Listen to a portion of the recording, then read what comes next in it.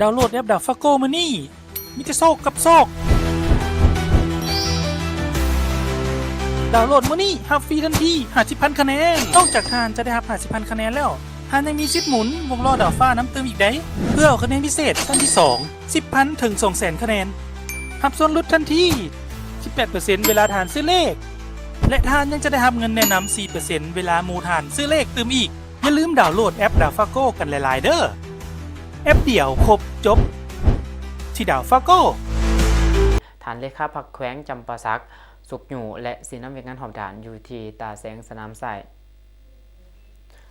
ในตอนบ่ายของวันที่23มิถุนายนนี้ฐานปริญญาเอกอรุณไส้สุนนาราชกรรมการสุดกลางพรรคเลขาพรรคแขวงประธานสภาประชาชนแขวงจำปาสักได้นำผ้าคณะเคลื่อนไหวสีน้ำเวียงงานหอบด่านอยู่ตาแสงสนามไส้นครปักเซซึ่งเป็นตาแสงทำอิฐที่ประกาศสร้างตั้งขึ้นในแขวงจำปาสักในการลงเคลื่อนไหวครั้งนี้มีจุดประสงค์เพื่อรับฟังการรายงานผลการเคลื่อนไหวเวียกงานหอบด่านของตาแสงติดตามสภาพการปฏิบัติเวียกงานรับรู้ข้อสะดวกข้อยุ่งยากและสิ่งท้าทายต่างๆที่พบพอในระยะที่ผ่านมา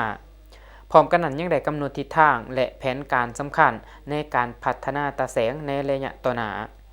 เพื่อให้ตาแสงมีความเข้มแข็งหอบด่านนำเอาความอยู่ดีกินดีความหังมีและความสิวิไลมาสู่ประชาชนให้เกียรติเข้าร่วมตอนรับมีทานคอนสวรรค์วันนิวงศ์ค่ำห้องเลขาพรรคนครปักเซทันบรรหาเทพทองวันกรรมการพรรคนครประธานตาแสงสนามไส้พร้อมด้วยคณะนำตาแสงพนักงานและภาคส่วนที่เกี่ยวของเขาร่วมในโอกาสนี้ทานปริญญาเอกอรุณไส้สุนนาราชได้รับฟังบทรายงานจากคณะนำตาแสงเกี่ยวกับผลการดำเนินเวียกงานในระยะที่ผ่านมา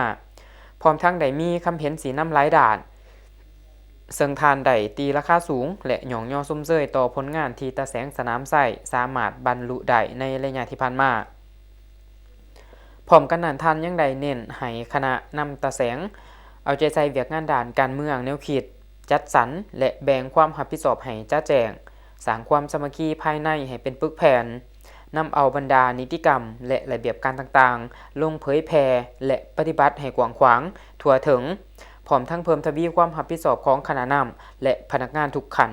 เพื่อให้การดำเนินเวียกงานของตาแสงบรรลุผลสำเร็จอย่างหอบด่านและสามารถตอบสนองความต้องการของประชาชนได้อย่างแท้จริง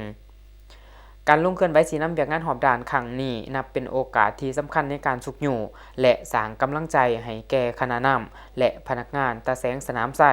ในการสืบต่อพัฒนาเวียกงานหอบด่านให้มีความก้าวหน้าและสร้างผลสำเร็จใหม่ๆเพื่อรับใช้ประชาชนและสังคมให้ดียิ่งขึ้น